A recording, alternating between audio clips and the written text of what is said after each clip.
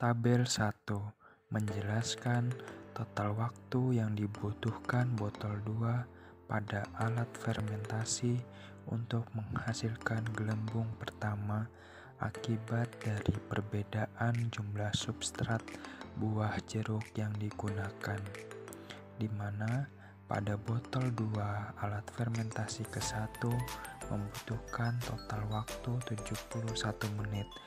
Pada botol 2 alat fermentasi kedua membutuhkan waktu 59 menit. Pada botol 2 alat fermentasi ketiga membutuhkan total waktu 27 menit. Pada botol 2 alat fermentasi keempat membutuhkan waktu 19 menit.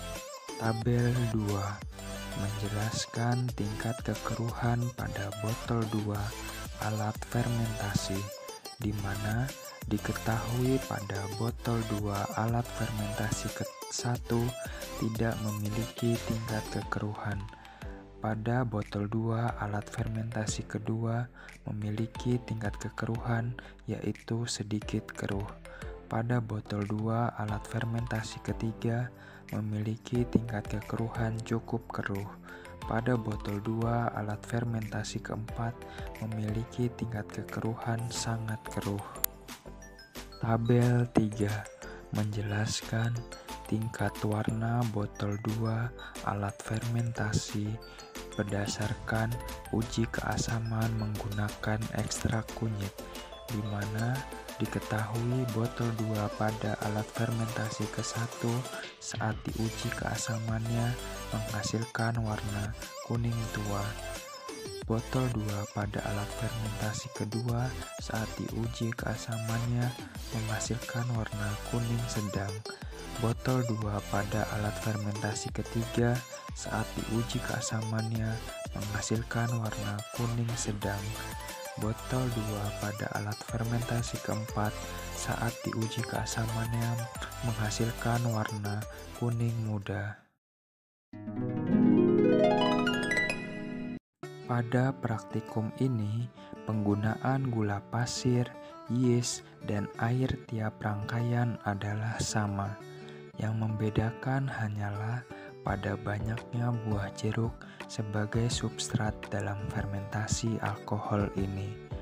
Berdasarkan hasil yang diperoleh, semakin banyak buah jeruk yang digunakan dalam percobaan ini, maka semakin cepat gelembung pada botol 2 dihasilkan sebagai tanda hasil fermentasi alkohol. Dengan banyaknya buah jeruk yang digunakan, maka larutan botol 2 akan semakin berwarna kuning tua, serta akan semakin banyak pula gula yang dapat digunakan Saccharomyces cerevisiae pada yeast untuk tumbuh dan memanfaatkannya menjadi energi dalam proses fermentasi.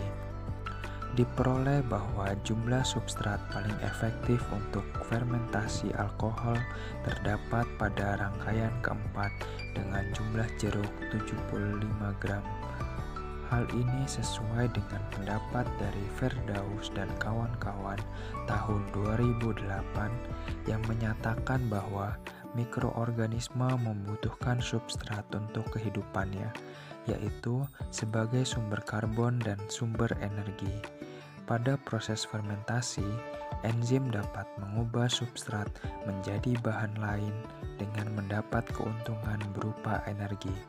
Substrat merupakan sumber energi bagi mikroba. Substrat inilah yang nantinya akan dipecah menjadi senyawa sederhana dalam proses fermentasi. Kunaepa tahun 2008 juga menyatakan bahwa faktor utama yang mempengaruhi fermentasi bioetanol adalah kandungan gula pada substrat, di samping faktor lain yaitu suhu, pH, oksigen, dan mikroba yang digunakan. Kusuma tahun 2010 menyatakan bahwa faktor yang mempengaruhi fermentasi alkohol yaitu konsentrasi gula dalam substrat. Konsentrasi gula dalam substrat akan diubah menjadi etanol atau alkohol melalui reaksi enzimatik.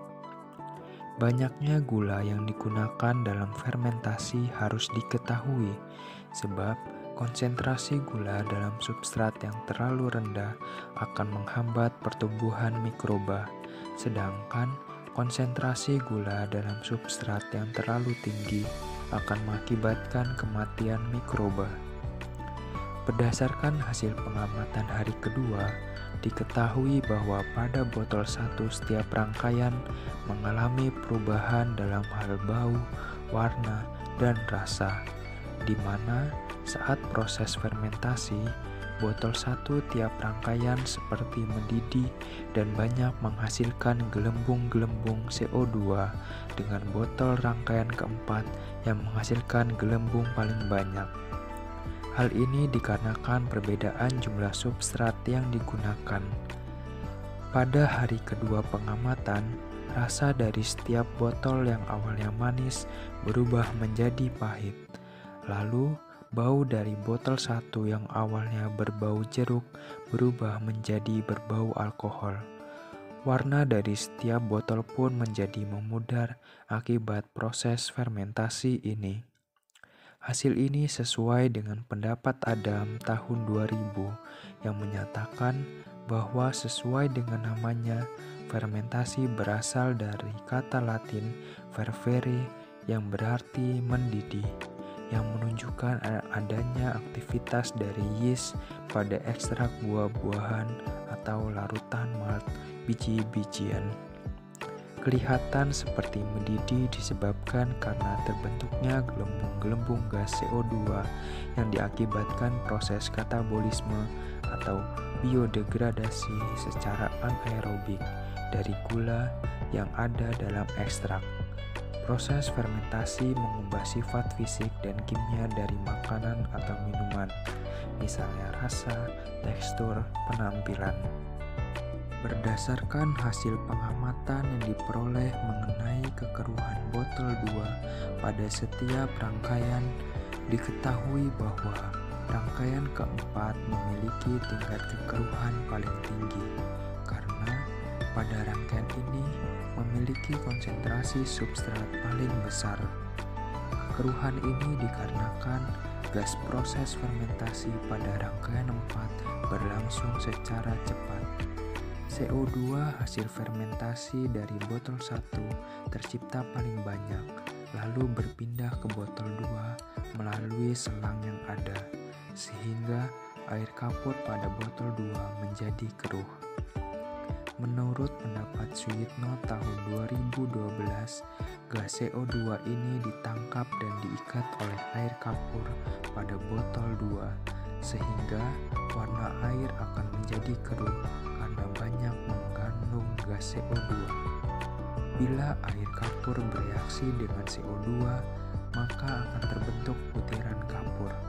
Bila butiran kapur masih bercampur atau belum mengendap, maka air kapur terlihat menjadi keruh. Kemudian berdasarkan uji keasaman botol 2 setiap rangkaian menggunakan ekstrak kunyit, diperoleh hasil bahwa botol 2 pada rangkaian keempat memiliki sifat paling asam. Hal ini ditandai dengan warna larutan yang setelah diberi ekstrak kunyit berubah warna menjadi kuning muda. Hasil ini sesuai dengan pendapat dari Nugroho tahun 2018 yang menyatakan bahwa zat warna kurkumin yang terdapat dalam ekstrak kunyit adalah kristal berwarna kuning oranye, di mana dalam asam berwarna kuning muda. pH pada botol 2 ini menurut Elefri dan Putra tahun 2016 dipengaruhi oleh produk yang dihasilkan selama proses fermentasi. Produk fermentasi yang dihasilkan adalah alkohol. Saccharomyces cerevisiae bersifat homofermentatif, sehingga produk fermentasi yang dihasilkan hanya alkohol dan CO2. Alkohol bersifat asam. Kondisi ini menyebabkan pH substrat semakin rendah, sesuai dengan pendapat Karto Harjono dan kawan-kawan 2007 juga menyatakan bahwa gas CO2 sering disebut gas asam karena gas CO2 memiliki sifat asam.